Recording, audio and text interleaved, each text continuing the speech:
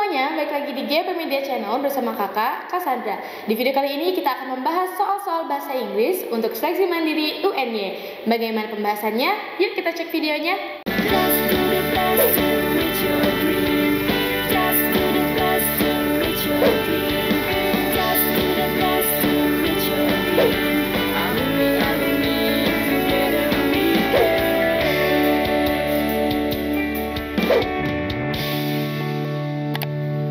Mau belajar ujian mandiri buat PTN tujuan kamu?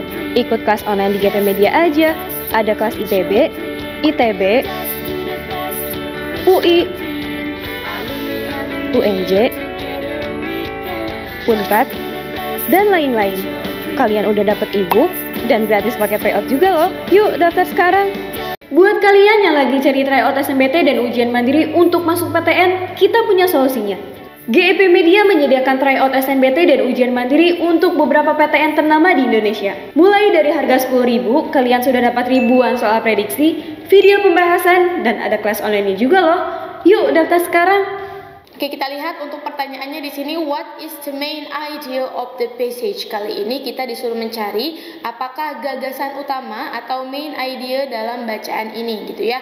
Nah, bacaan ini kita lihat paragraf pertama menyebutkan bahwa education in South Korea is highly valued and considered one of the key factors for individual success and national development, yang mana pendidikan di Korea Selatan ini sangat dihargai dan dianggap sebagai salah satu faktor kunci keberhasilan individu dan pembangunan nasional.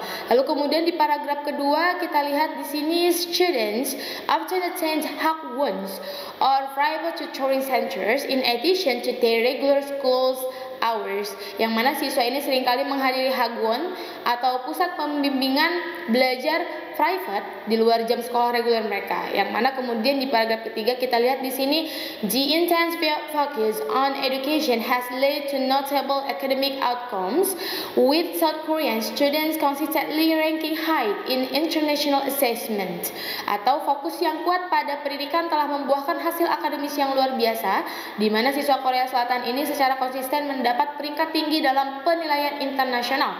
Di paragraf keempat kita lihat di sini membahas tentang upaya-upaya tersebut atau upaya-upaya yang disebutkan pada paragraf ke-1 hingga paragraf ke-3, yang mana harapan masyarakat untuk berprestasi secara akademis masih tertanam kuat. Nah, dari pembahasan-pembahasan tersebut, bagian ini membahas atau bacaan ini membahas tentang sifat ya, sifat sistem pendidikan Korea Selatan yang ketat dan kompetitif, penggunaan pusat bimbingan belajar privat, lalu kemudian prestasi akademik siswa yang tinggi dan tekanan yang terkait dengan tekanan-tekanan tersebut, menyoroti tantangan dan menyeimbangkan keberhasilan akademik dengan kesejahteraan siswa. Otomatis ini membahas tentang keseimbangan ya antara keberhasilan akademis dan kesejahteraan siswa di Korea Selatan.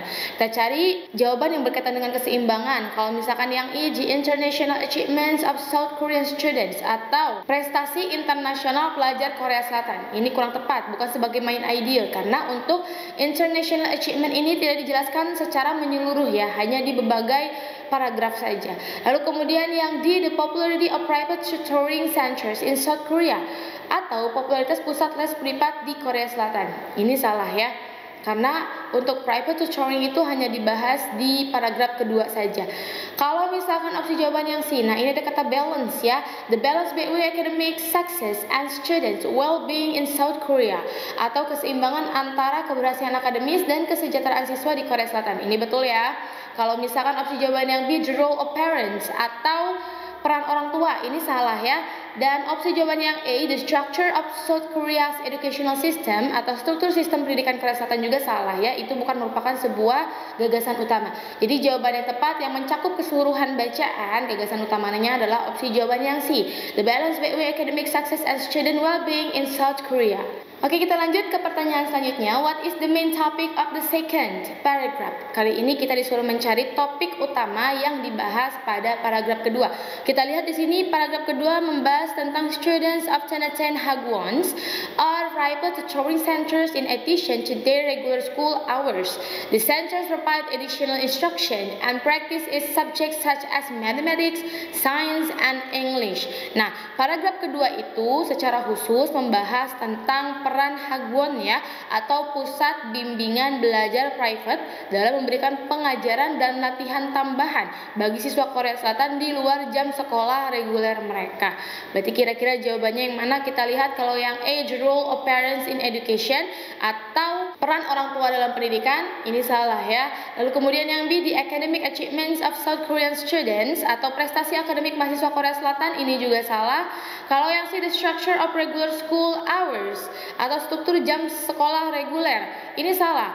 Yang D, the use of Hagwons for additional instruction atau penggunaan Hagwon untuk instruksi tambahan, ini betul ya, karena di paragraf kedua ini membahas tentang Hagwon sebagai institusi belajar tambahan untuk mendapatkan instruksi tambahan dalam belajar. Jadi ini jawaban yang betul. Kalau yang E, government's effort to reduce student stress atau upaya pemerintah untuk mengurangi stres belajar, juga salah ya.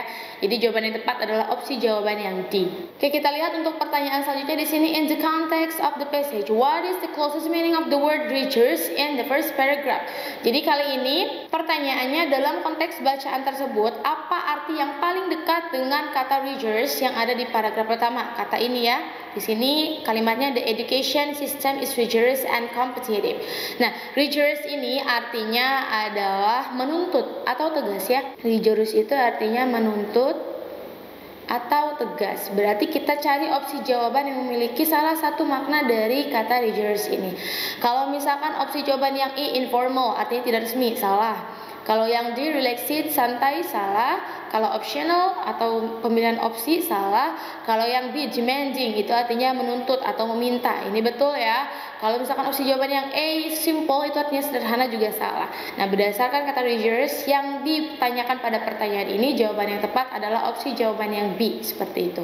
Oke semuanya, kakak sudah siapkan satu soal untuk kalian. Silahkan kalian coba isi dan jangan lupa kalian spill jawaban terbaik kalian di kolom komentar. Sekian untuk video kali ini. See you in the next video. Bye.